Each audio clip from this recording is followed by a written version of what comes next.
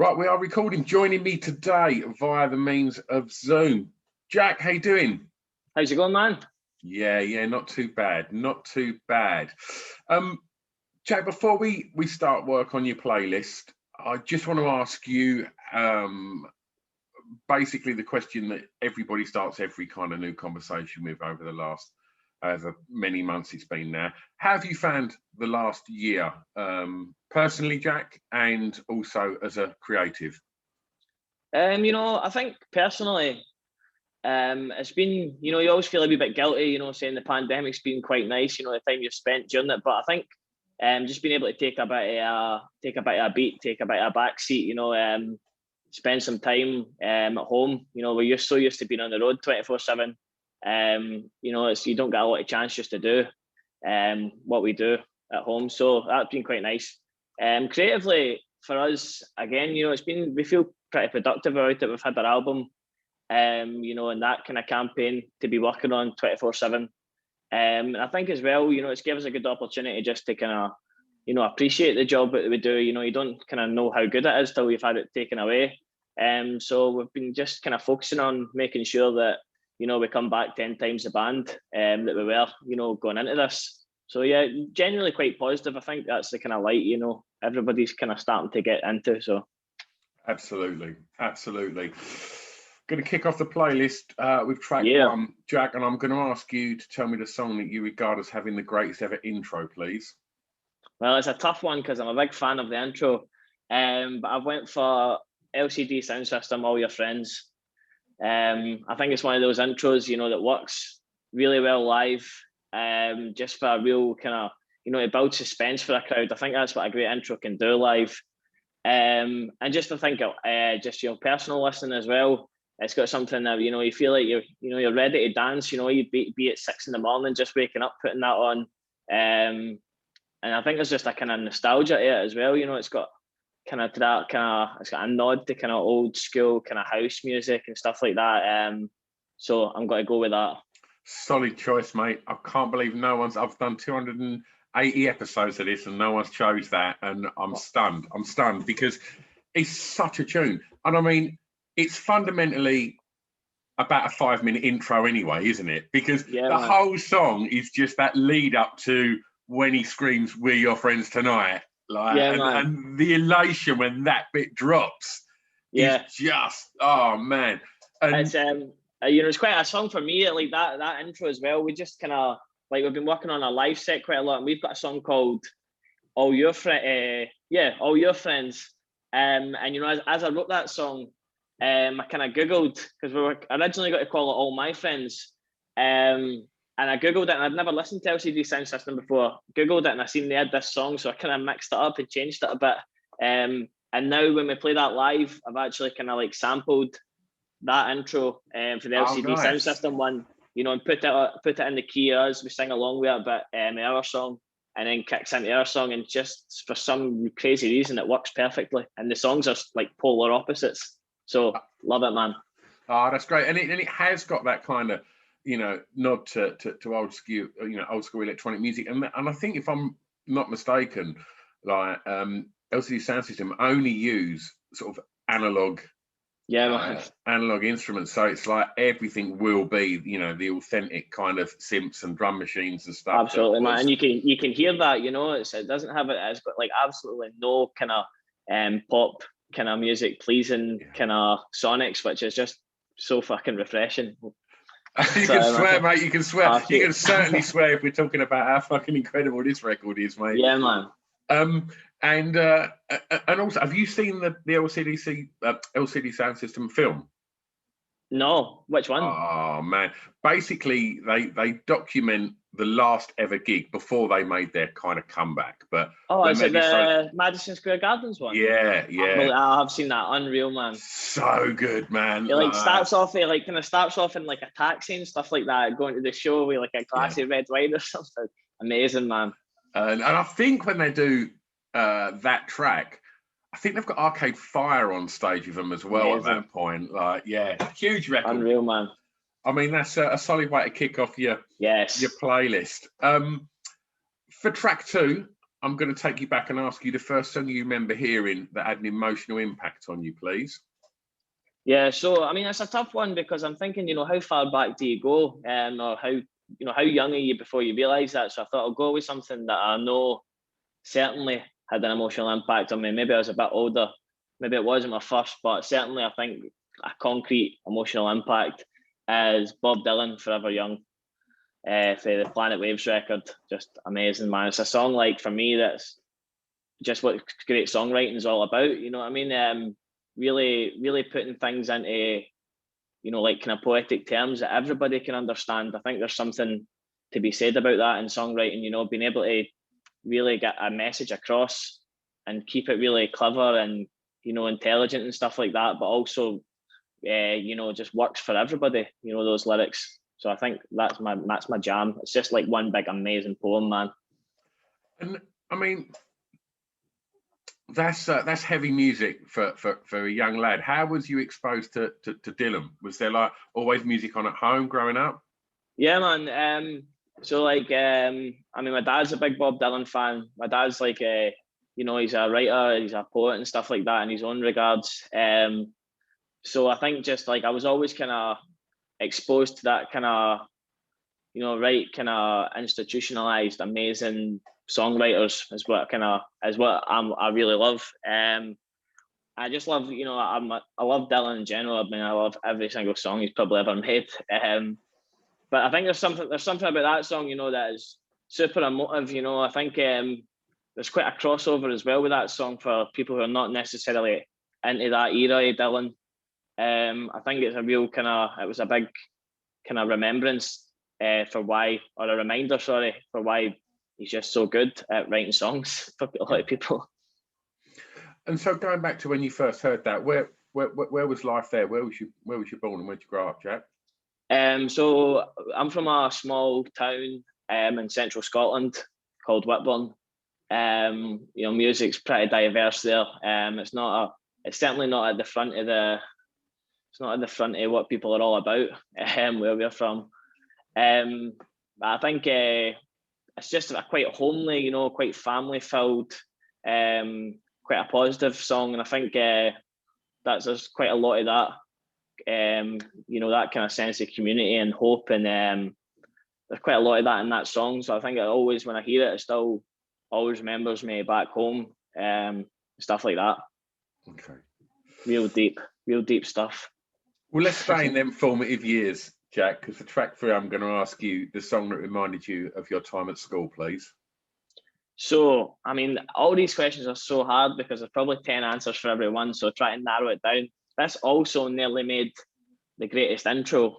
I think I actually switched it out. Maybe it was a tough one. So it was Arctic Monkeys, Certain Romance.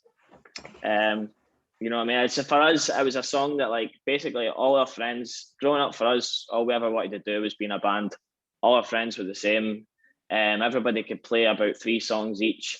But this one for me was the one that everybody could play. When we were passing around the guitar, everybody got a shot. Everybody tried their best to play that lead guitar part. Just a real party song for us, a real celebration. I mean, culturally as well, just the contents of that song are so relevant. I think up and down the UK, and every place that song could be played, people would connect with. It's certainly that way for me and my friends growing up at school. Couldn't agree more. It's my favourite Arctic Monkeys song by a mile. For me, as the more they've gone on, they've become more accomplished, more mature musicians, and they've pushed the boundaries of what they can do. But for me, I just love that kind of early era and that social commentary. I'm more interested in. I'm not so bothered about the rock and rollness. I'm more interested in kids in tracky bottoms scrapping with pool cues, that kind of social commentary. I just think he nails that. I mean, they nail everything they do. Everything, they're an incredible band, but they're faultless, man. Yeah, but that first record, man, there's something about that energy. I think that song's lovely because you can hear that it's because they develop so fast, Arctic Monkeys, throughout every record. And I think what's nice about that song is you can hear that's like came for the kind of demo days You know, it's got that nostalgia, that early kind of demo. You know, a lot of people kind of forget that the Monkeys is a lot of people knew those songs before the record was coming out because they were so heavily shared, like, you know, in the MySpace days and just in the live scene. So I think that song's just so great because it would work, you know, in the demo format, and it works even better. And on the record, you know, when we played Sheffield, like Leadmill last year, I think, and one of our mates was supporting us. And when we were back home, like before we were really in a band or anything like that, or doing anything, nobody cared what music we were playing. We played in pubs and stuff like that. And that was the one song that, like, you know, everybody would just get up on stage or just down the front of the pub with the guitars and, you know, just blasting this tune out. So we done that in the Leadmill, and it was absolutely wild. It's like a real kind of, so glad we chose to do that in Sheffield. Lovely. I mean, just touching on school as well. How was that? Did you enjoy it? Certainly not. I didn't actually last long at school. I think I probably left school at like 15 or something like that. But I mean, the thing with school for us is it was just a place. What was quite good about our school is they were quite open to just letting us use the rooms and using the guitars and stuff like that, because we didn't really have any of that. I mean, there's a few guitars kicking about a friend group, but nobody really had one that they owned personally. So the school, you know, like instead of going to the classes, RE and PE, all this stuff that you would just be like, you know, skipping and out the back smoking, you would just go to the guitar room, and people kind of let us away with it teacher wise. So it was really good just to develop our, you know, our hunger to play music together. So that's probably the only one good thing I would ever say about our school. Was being a musician like what you wanted to do even at that early age? Yeah, absolutely. That's all we've ever wanted to do. And you know, I think certainly in kind of today's climate or whatever, the journey and the length of time that it takes a band from when they started to get to where, even close to where they want to be, it just seems to elongate. Like, you know, as the years go on, there's no like kind of breakthrough bands. There's no kind of big bursts of light where all bands are coming through and stuff like that. So for us, it has been like such a big journey from school days to kind of where we are now. It's just a journey that keeps going on, which is, at least is quite a nice thing. And that journey, you know, to establish and have the success that you've had in the music industry is no easy thing to achieve. So I'm going to ask you two things here, Jack. I'm going to ask you, would you say you're confident, and would you say you was driven?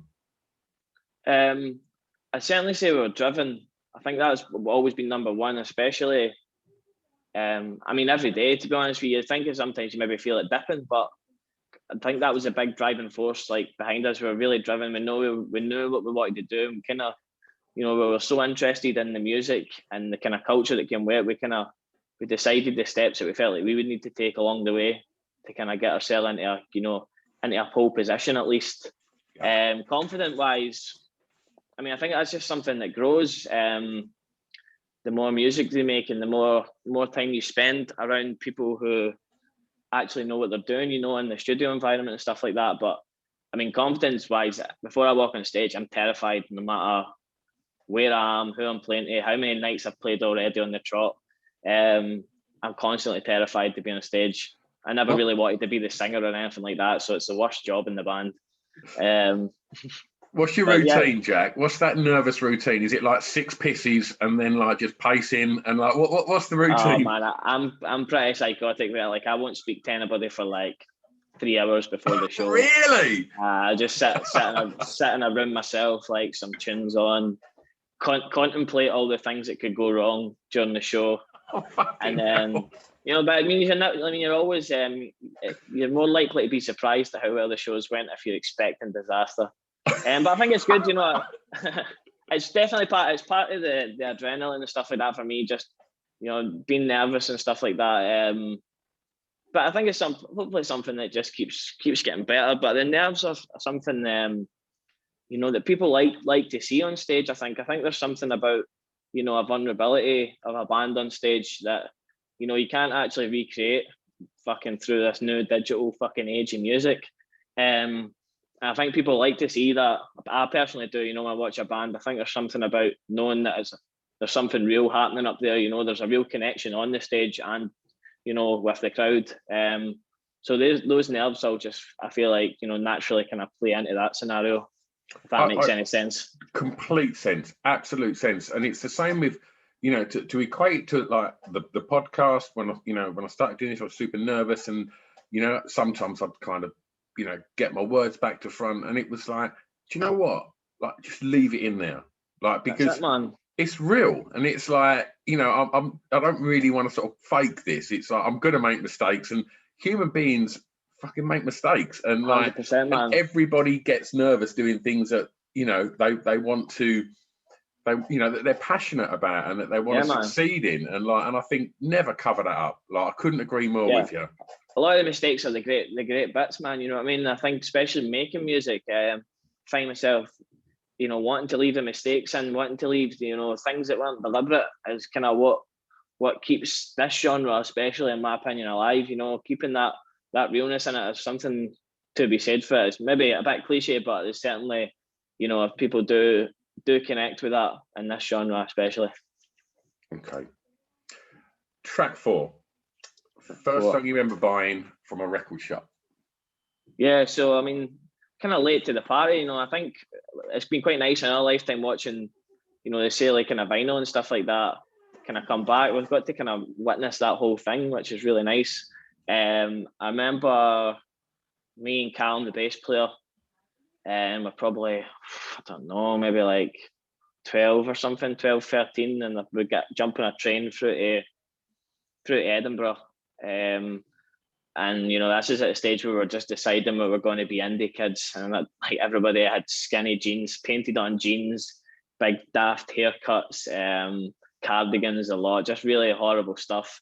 So from that, basically through in the train to Edinburgh, record store, we were really into Razorlight. We had their show coming up, like one of the first gigs we ever came to.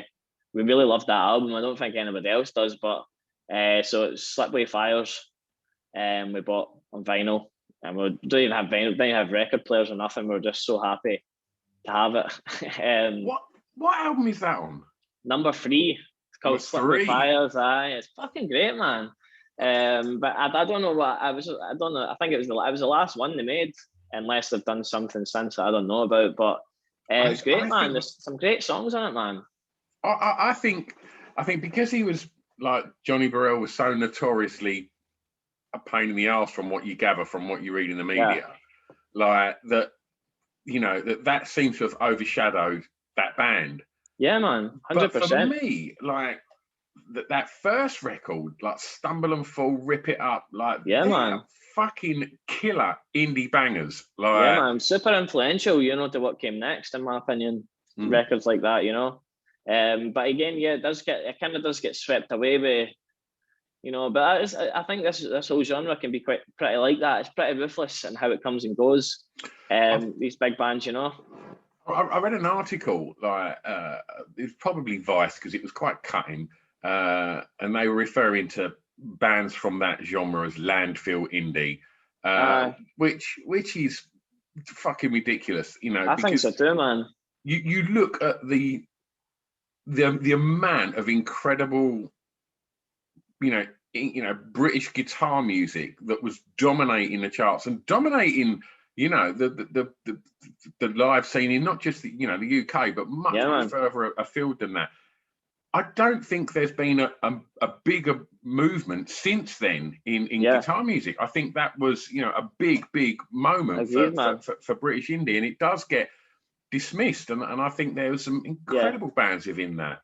Yeah, I think so, and I think just the influences they've had on the bands that came after and stuff like that, that whole scene, I do think that term is always quite disrespectful. I think it's also been good for that. It's been good for indie music having that abundance as well, because I mean, I can only speak personally, but I think we grew up on that, listening to that music, and I think we've always been really conscious, you know, never just to try and recreate something like that, you know. Take your influences and your songwriting, and you know, and the attitude, and you know, and what you want to do, and how to just, you know, aspire to be like bands like that. But I think it's also just left like space for people to go like, we can make something new, you know. It's nice to just make a big foot stamp on that indie scene and just go like, we're going to try and, you know, be influenced by it, keep the genre alive, but we're always very conscious never to never to recreate those sounds and that. You know, they've had the thing.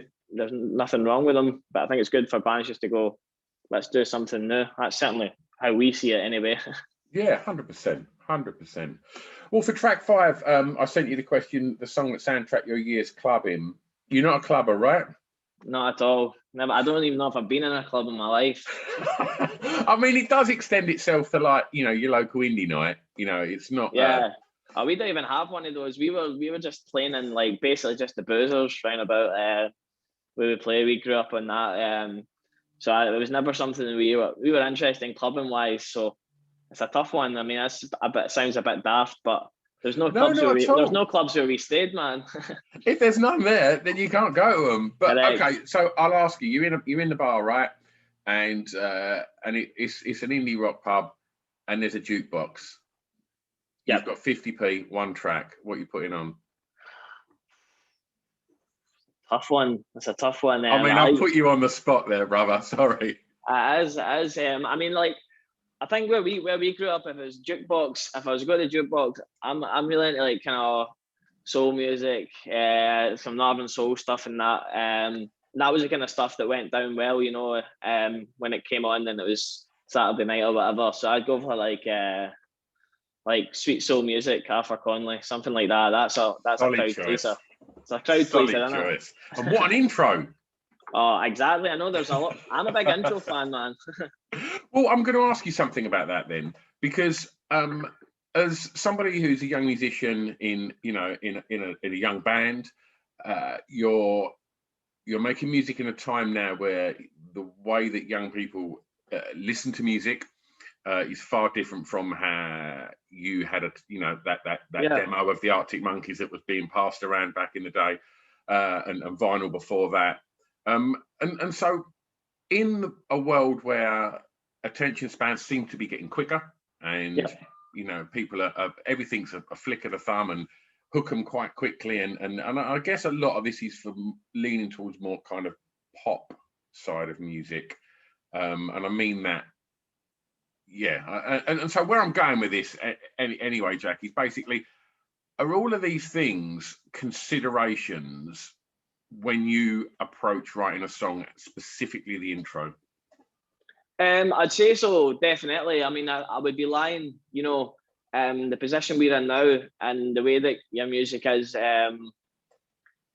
digested now. I think I'd be lying to say that I would be confident enough at this stage of my career to go, here's a 2-minute intro, just because, you know, people need to you need to move with the times. It's that kind of way that, you know, I'm sure the guy that was always selling horses was furious when people started selling cars or whatever. So I think it's like, I mean, we are certainly conscious of that. I mean, we don't play the formula, you know, singing on the first bar of the song and stuff like that, which you hear everywhere. But I think it's good, man. I think you move with the times, man. You let that spill into your music, you know. You just kind of whatever kind of tools you have at hand, you just try and make the best of what you have in the writing, you know. And it's been nice for us. You know, we made a record, you know, and kept things, you know, we've tried to be clever with it as well, you know, and just do what we need to do. But, you know, you get a lot of space in, like, your deluxe versions and these extra bonus tracks, which we've done quite a lot of for this record, where, you know, they're just absolute freedom. So with this, you know, I've been able to, you know, just have big odd verses, big long intros. I've been able to bring in some strings, big string intros, you know, and there's no diluting the music. And, you know, people could sit and say, you know, nothing would ever, like, you know, force me to dilute my music, but that's just not true. You know, everybody's done it throughout the time, like throughout history. Yeah. You know, it makes sense to, you know, you're trying to bring people into your gig, you're trying to get people to buy your records. So certainly I think, you know, we move with the times on that front. And you know, at first it's maybe something that's hard to come to terms with, but now I'm just like, you know, I'm kind of proud of the music we make. So that's, as long as that's at the forefront of it, that's what's important. If that makes sense. Total sense. Quite a rant that was. Perfectly answered. I'm going to take you home for track 6 and ask you for a favourite song from an artist from your home county, please. Yes. So it's quite a tough one. Well, it's actually not a tough one, because where we're from, probably one of the biggest international recording artists in the world right now is from as well. So I'm going to go with Lewis Capaldi, Headspace.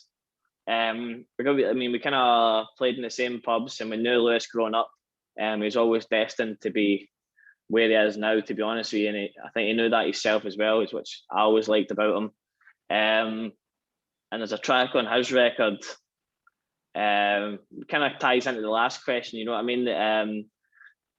You certainly listen to Capaldi stuff, and you know it's designed for the masses, which I don't think there's anything wrong with doing that. But that track, Headspace, for me, just knowing his music and knowing what he did before this, that certainly feels like his most personal track. To me, it seems like the music he really likes making, and certainly liked making when I knew him when we were younger. So I think it's just something like that. It's just a great song for a songwriter. You know, there's no added frills. There's no formulas, and no kind of having to do anything that pleases a kind of global ear. I think there's something about that song that is just for him, and I think it's important, you know, to make sure no matter what you're doing, you're still getting that message across. With your music, just check it out if you haven't heard it. It's good. It's a great song. Well, before we get on to the last track, just while we've took you back home for that one, you mentioned Dylan, but what other sort of music was you exposed to growing up? What was on at home? I mean, different places. Like my dad was into like Joni Mitchell, stuff like that, which I really, really myself I'm also really into.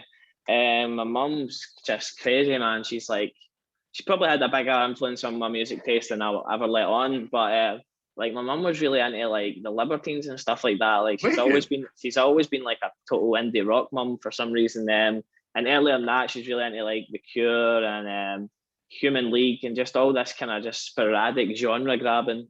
But I mean, my mum's my biggest fan. She goes to every show. She goes to too many shows, as my personal opinion. But you know, I love her for it. But it's just so I just kind of having constant music. There was quite a lot of music growing up, and for an early age as well. You know, our friends. It's just been our only thing. It's been our only interest. So just kind of being able to grab, even like, you know, we're all really into hip hop music as well for a young age. Starting high school and stuff like that. Everybody was, you know, kind of old West Coast stuff, East Coast stuff, but just, you know, all the classics. So we try and bring as much as we never try and put a bracket on what we're making. You know, if we're going to get some hip hop influences in, some sampling, you know, we never fight it, you know, because people say you've got to be an indie band, so you can only play the guitar, and you can have two guitars and a drum kit and a bass. You know, I think we never put any brackets on what we're making. You know, whatever comes out in the most creative way we can it's a more honest fucking representation of yourself than sticking to the boundaries, in my opinion. Definitely. Couldn't agree more. For your last track, you get to play DJ now. Yes. Jack, a song that many may not know that you would like them to hear, please. So, I mean, there's a great scene in Scotland in general. There's lots of bands that, you know, I'd love to shout out when I got a chance. You know, I've got like Mark Sharp and the Bicycle Thieves. You've got Lucia and the Best Boys and Ninth Wave. There's a band, a guy Luke Volpe as well for hometown is really great. Also, there's a band Parliamo that supported us last year. They're kind of like a mix-up a few places in Scotland where they're from, and they've got a kind of side project on the go.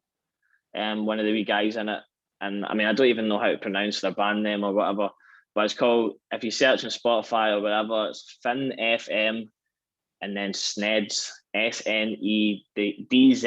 It's a song called Won't You Come Over? And you know, they're doing it a really cool way, really kind of DIY bedroom production, just putting it out, you know, going back to the old SoundCloud formula, you know, getting people involved that way.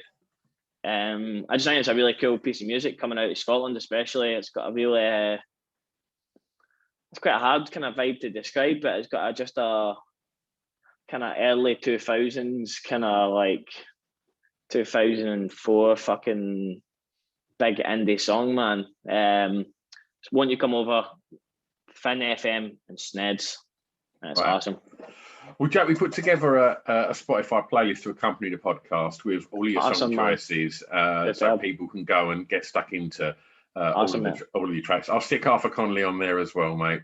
Yes. And as we find ourselves, we're recording this in the middle of March, and the sun's starting to shine, and there's an air of optimism now that this last year's finally coming to an end, and we're going to be able to get back out to connect with people and hug our friends and just do all the good shit again. Yeah, man. Jack, what are you looking forward to personally from this year, and what's coming up professionally?